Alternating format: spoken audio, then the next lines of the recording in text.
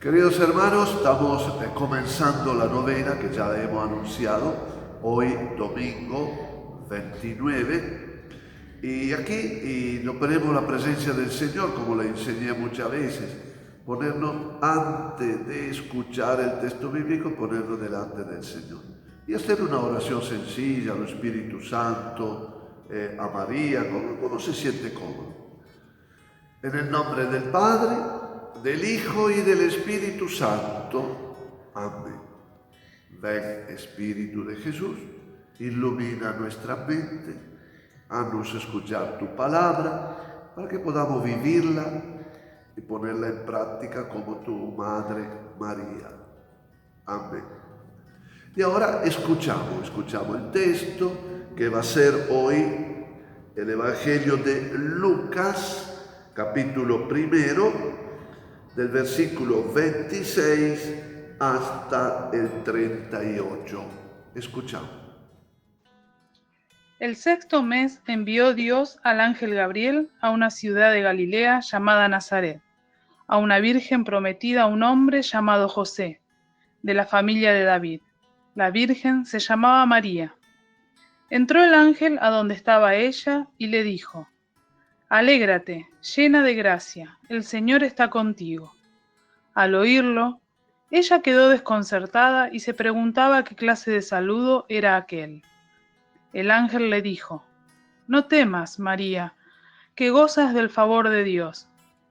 Mira, concebirás y darás a luz un hijo, a quien llamarás Jesús.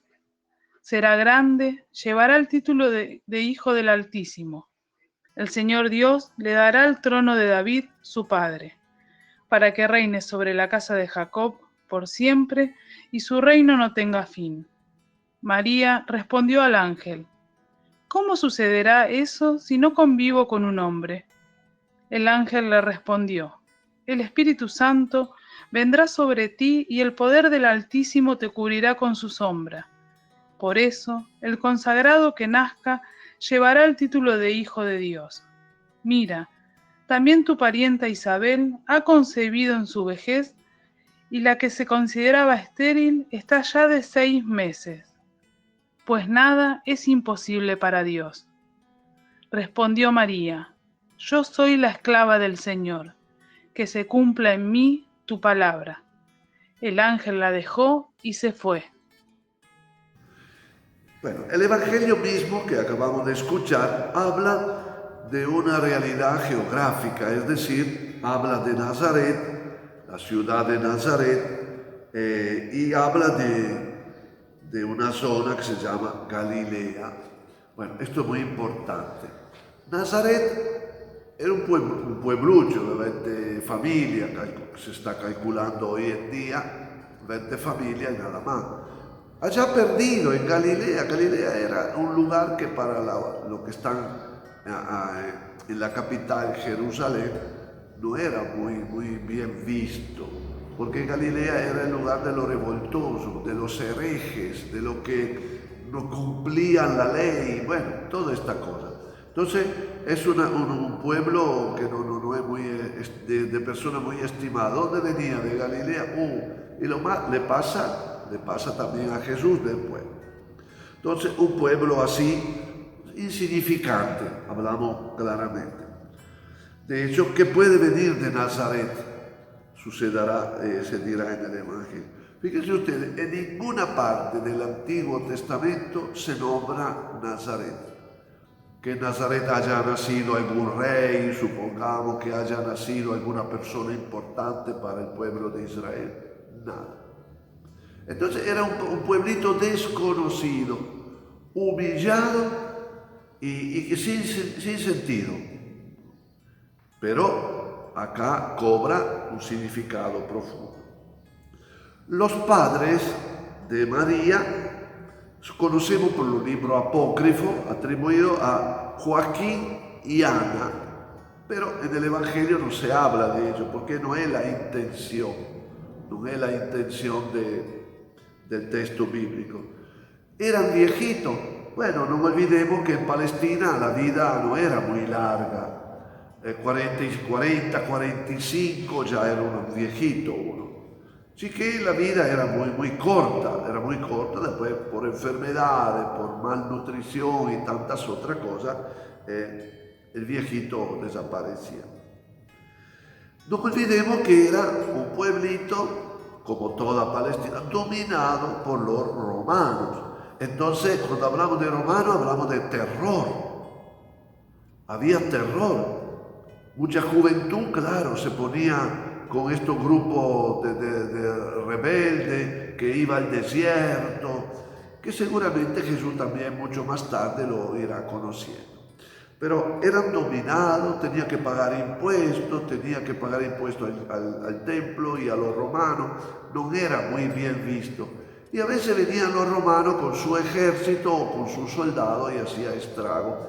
Y seguramente ahí colocamos a María, que habrá visto, habrá participado de chiquita, un poquito más adolescente, habrá visto y sufrido. Y los cuentos que hacía también la gente mayor. Fulano de tal se escapó de casa, se metió con esto, se metió en el tal grupo y ahora lo devolvieron muerto, qué sé yo. Toda cosa. Yo le estoy diciendo eso para que ustedes vayan armándose en su fantasía lo que habrá vivido María en aquel pueblito. Escasez, seguramente, nunca había mucho trabajo y era trabajo de changa, no había otra forma de subsistir.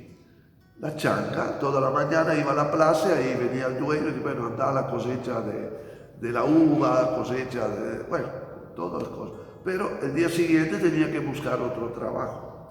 Entonces era una vida muy pobre. Pero lo que imperaba era la solidaridad. La solidaridad del campo, de la gente sencilla. Bueno, no pude conseguir trabajo, bueno, dale, mandame los chicos acá a mi casa que algo hay para los chicos. Y bueno, esto era el clima de María. Desde el punto de vista religioso, había características que el judío, hoy también los judíos, transmite la fe a los hijos. Los padres o los educadores son muy exigentes en eso. Y María se crió en este clima religioso, la oración de la mañana, la oración del mediodía, la oración de la noche. Y después, una vez por semana, en la sinagoga. No era obligación para las mujeres, pero la mujer podía ir con un adulto. Si era un varoncito, quedaba al lado del papá, y si era una mujer, al lado de la mamá. Y en caso, otra persona adulta, pero no iba donde estaba el libro de la ley, tenía que ir en un altillo y ahí escuchar. Los hombres podían hablar, pero las mujeres no podían hablar. Es un clima, también eso a tener presente. Y otro aspecto de la vida religiosa era la fiesta. La fiesta grande, que eran 4, tenía que celebrarse en Jerusalén, en el templo.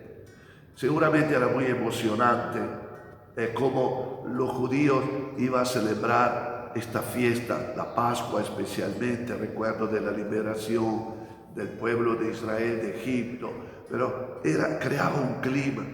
Por eso en los salmos también lo vemos reflejado, que mientras camina, canta, reza. No era ir de picnic, era ir al encuentro de su Dios, a la casa de Dios.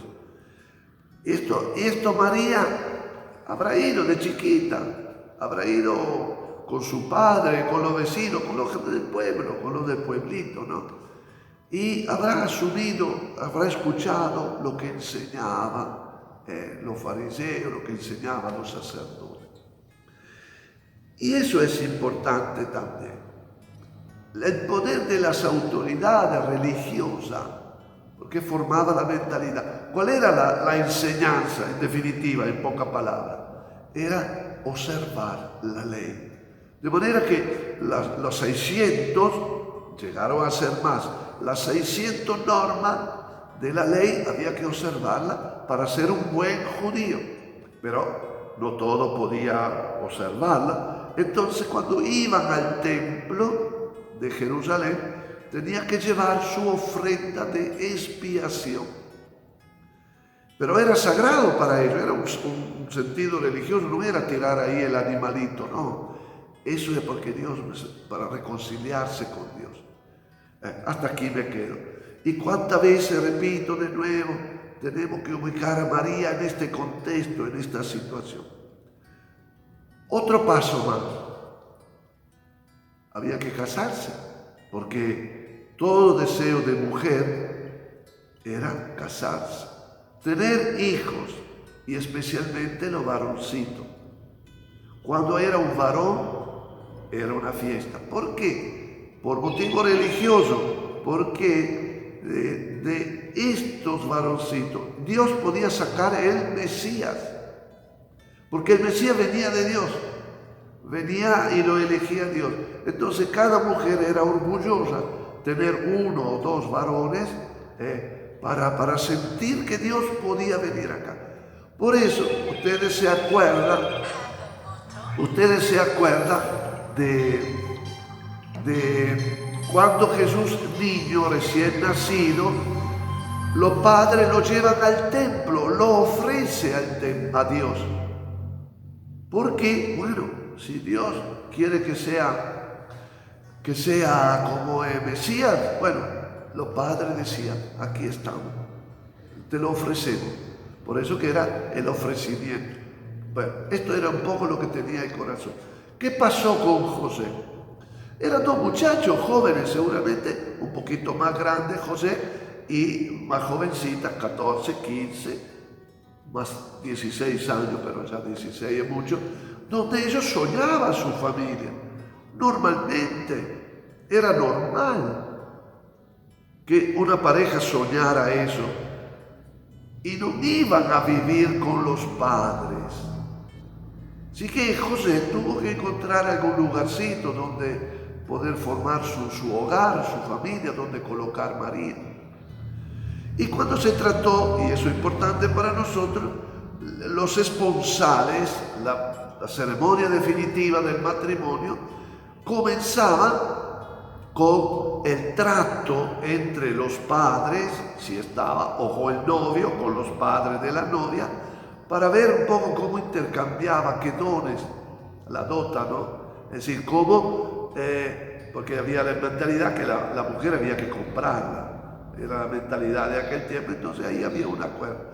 Desde este momento que se ponía de acuerdo, ya estaba el compromiso de la fidelidad, del respeto y de la programación para la fiesta.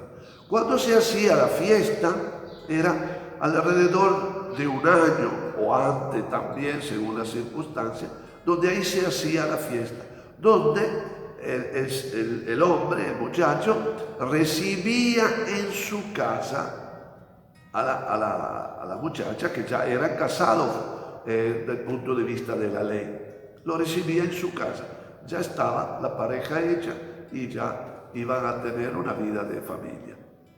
Esto era todo el mundo y María lo vivió intensamente, seguramente. Esto, la vida social, de comunión en un grupo pequeño, de la vida religiosa. Habrá sufrido también, no solo la escasez, ¿no?, de la vida, sino también la opresión de los romanos. Habrá vivido la alegría de haber conocido a José, de haber compartido con él este deseo de poder vivir juntos, de poder tener un hijo, de poder tener una familia como Dios quiera. Y bueno, y es en este contexto que llega lo que ustedes escucharon. El ángel del Señor envió. Bueno, acá comienza el relato que no lo voy a repetir. ¿Qué significa esto? Significa que Dios tomó la iniciativa. Estoy ya dándole algún punto para la reflexión de ustedes, no les voy a explicar mucho más. Dios tomó la iniciativa. Intervenir de una forma extraordinaria en la historia. Historia de una pareja. Entonces, Dios, que nunca violenta la libertad humana, primero manda su mensaje a María, porque era la protagonista en esto, tenía que ella decir que sí. Y en segundo momento, lo iremos viendo mañana, que va a visitar también en sueño a José. Ver cómo, contemplar acá cómo Dios va acomodando la cosa. No es María calladita, no diga nada a nadie, queda desconcertada. ¿Qué será eso? ¿Qué es eso? No entiende María. Pero en definitiva dice, bueno, si son cosas de Dios, yo no entiendo nada, pero Dios sabrá cómo hacer la cosa buena. Y bueno, y ahí viene el Espíritu Santo vendrá sobre ti. Pero lo que hay que captar acá, y eso es lo importante en nuestra reflexión, póngase al lado de María, pregúntele a ella, ¿cuál era la dificultad de María? ¿Por qué María quedó desconcertada? ¿Qué es lo que le abrió los ojos para decir su sí? Aquí está la servidora del Señor. ¿Qué título, no? Piénsenlo. Aquí está la servidora del Señor. María que dice, aquí estoy. Veremos lo que va a pasar. Pero estoy al servicio de Dios. Otro punto para la reflexión de ustedes, para entrar en este misterio de la reflexión. Queridos hermanos, terminé. Escuche una o dos veces, como quiera, pero no coloque a María ya como la reina, como aquella que tiene corona. No, corona no tiene de oro, menos todavía. Esto viene después. Pero ahora es una muchacha joven, como toda la muchacha de aquel pueblito, que siente que Dios lo llama a una misión. Queridos hermanos, hay que entrar en el corazón de Dios y en el corazón de María. Chao a todos. Hasta mañana, si Dios quiere.